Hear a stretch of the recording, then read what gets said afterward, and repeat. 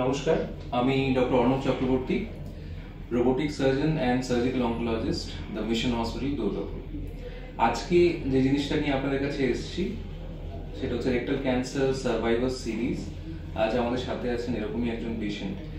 আগের বারও যেমন আমরা বলেছিলাম, রেক্টাল ক্যান্সারের ট্রিটমেন্ট এখন ওয়ার্ল্ড ওয়াইড একটা নতুন চেঞ্জ এসছে। সেখানে আমরা রেক্টাল ক্যান্সারে আমরা কখনো অ্যানাস বাদ দিই না। ইন কেস অফ মেজরিটি সেটা প্রিজার্ভ করা হয়। তো আগে যেটা ভাবা হতো যে অ্যাটলিস্ট স্টুলের রাস্তা থেকে, পায়খানার রাস্তা থেকে 5 সেন্টিমিটার ওপরে কোনো টিউমার থাকলে তবেই সেই রাস্তাটাকে বাঁচানো সম্ভব। এখন কিন্তু with the use of robotics, যেটা আমাদের মিশন হসপিটালে the world's best robot da Vinci XI যে রোবটটি এসছে, তার সাহায্যে আমরা এই অপারেশনগুলো আকছার করে থাকছি। আমাদের সাথে এরকমই একজন পেশেন্ট আছেন যিনি সুদূর দার্জিলিং থেকে আমাদের কাছে এসেছিলেন। তার একটাই দাবি ছিল, ফার্স্ট তার শরীরের যেন সমস্ত ক্যান্সার পুরোটাই বাদ দেওয়া হয়, তিনি ক্যান্সার মুক্ত হয়ে ফিরে যেতে পারেন। অ্যাডিশনালি যদি পসিবল হয় তাহলে পায়খানার রাস্তাটাকে বাঁচিয়ে ফেলা। তো initially he underwent chemo radiation for 5 weeks. তারপর তার 3 সপ্তাহ পর আমার সাথে তিনি কন্ট্যাক্ট করেন। He wanted badly to preserve his normal anus. তো আমরা রোবোটিক সার্জারি করি। This was a new operation rather, robotic intersphincteric resection, যেটা আমাদের অঞ্চলে খুব কম, অপ্রতুল বললেই চলে। ইন্টারস্ফিংক্টারিক রিসেকশন করে আমরা ওই জায়গাটা বাঁচাতে সক্ষম হয়েছি। তার টিউমার ছিল পায়খানার রাস্তা থেকে অনলি 3 সেন্টিমিটার ওপরে। সেই অবস্থা থেকে অপারেশন করার পর মানুষটা 4 দিনে বাড়ি ফিরে যায়। আজকে অপারেশনের 10 দিন পর তিনি আপনার আবার এসেছেন আমার কাছে। আজকে বিকেলেই দার্জিলিং ফিরে যাচ্ছে।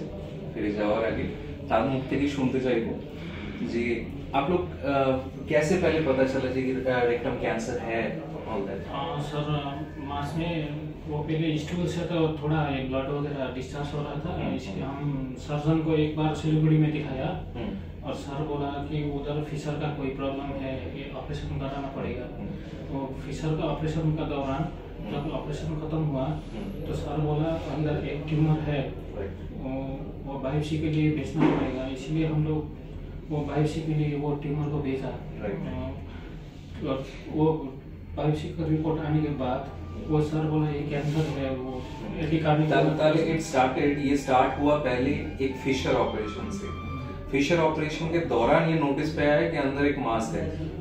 सो नथिंग, नो पैथोलॉजी या no disease in the rectum is itself good. उसके साथ दूसरा कुछ पैथोलॉजी रह सकता है।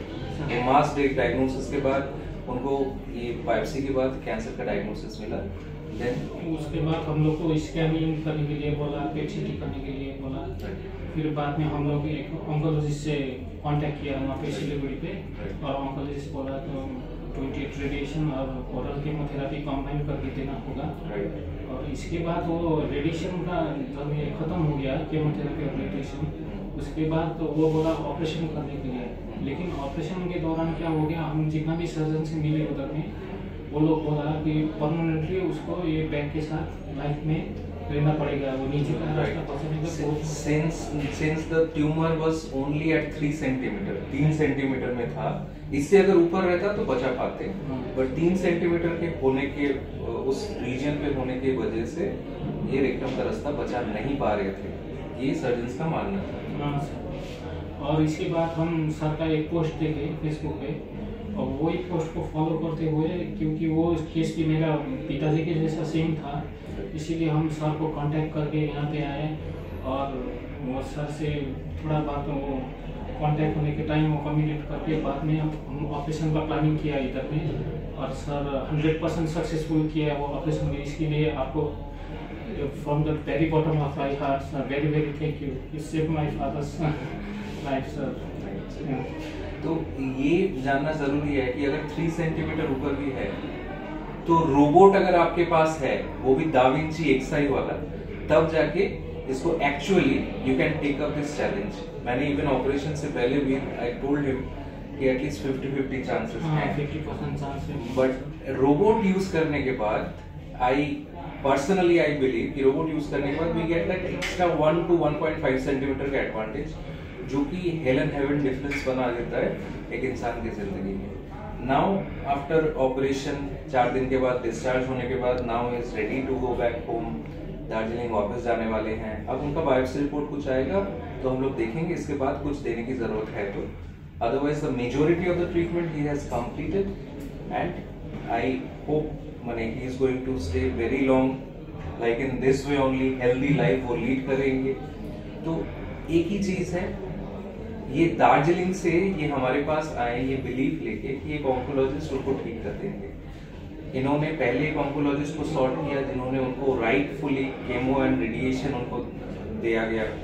उसके बाद ये मेरे पास आए, मिशन हॉस्पिटल में इतना बड़ा ऑपरेशन हुआ, कंप्लीट हुआ। That was because of the presence of our surgical robot da Vinci X-ray. I think the majority of the thanks goes to the robot only. I have just done my job. But otherwise, rectum cancer right now is a treatable disease. Proper oncologist से मिलिए, इसका cure है। Like you will see in this person, मार्च में पहला operation हुआ था and now is अगस्त। तो chemo radiation and surgery मिला के 5 वीक्स रेडिएशन के बाद 3 हफ्ते गैप के बाद हम लोग सर्जरी करते हैं। तो 8 वीक्स लगता है एक आदमी को पूरा ठीक होने में rectum cancer. So this is the message of the day. अगर कोई भी रेक्टम सिम्टम हो, consult your oncologist, consult your surgical oncologist and according to the guidelines आप ट्रीटमेंट करवा सकते हो। ये रहना रोबोट रहना obviously it's a cherry on the top, but robot can make a big difference in a person's life. धन्यवाद। Thank you very much sir.